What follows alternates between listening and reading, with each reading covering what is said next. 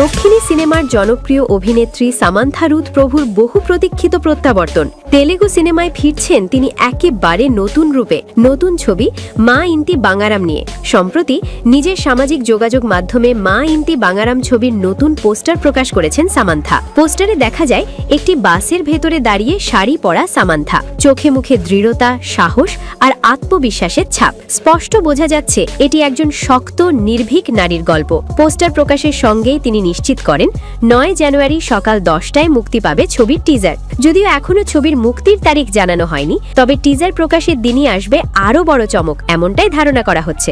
এই ছবিটি নির্মিত হচ্ছে সামান্থার নিজস্ব প্রযোজনা সংস্থা ত্রালালা মুভিং পিকচার্সের ব্যানারে। পরিচালনায় রয়েছেন জনপ্রিয় নির্মাতা নন্দিনী রেড্ডি, যার সঙ্গে সামান্থার আগের সফল কাজ ছিল ওহ বেবি। সিনেমার গুরুত্বপূর্ণ চরিত্রে অভিনয় করছেন গুলশান দেবাইয়া এবং দিগন্ত। সঙ্গীত পরিচালনায় আছেন জনপ্রিয় সঙ্গীতকার সন্তোষ নারায়ণন, যা সিনেমার আবহকে আরও শক্তিশালী করে তুলবে বলেই আশা করা যাচ্ছে। বিভিন্ন সূত্রে জানা গেছে এই ছবির বেশিরভাগ অ্যাকশন দৃশ্য সামান্থার নিজেই করেছেন। খুব কম ক্ষেত্রেই ব্যবহার করা হয়েছে বডি ডাবল। এতেই বোঝা যায় চরিত্রটির প্রতি সামান্থার দায়বদ্ধতা কতটা গভীর। এই সিনেমায় তাকে একেবারে নতুন, শক্তিশালী অবতারে দেখা যাবে, যা তার ক্যারিয়ারে যোগ করতে যাচ্ছে নতুন মাত্রা।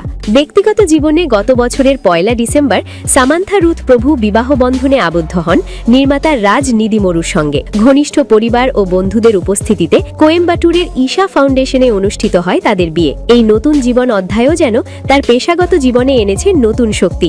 সম্প্রতি সামান্থাকে দেখা গেছে অ্যাকশন ও থ্রিলার ধর্মী চরিত্রে, যেখানে তার অভিনয় প্রশংসিত হয়েছে দর্শক ও সমালোচকদের কাছে। ২০২৫ সালে নিজের প্রযোজিত হরর কমেডি ছবিতে বিশেষ উপস্থিতির পর মা ইন্তি বাঙ্গারাম তার ক্যারিয়ারে একটি গুরুত্বপূর্ণ মাইলফলক হয়ে উঠতে পারে বলেই মনে করছেন অনেকে।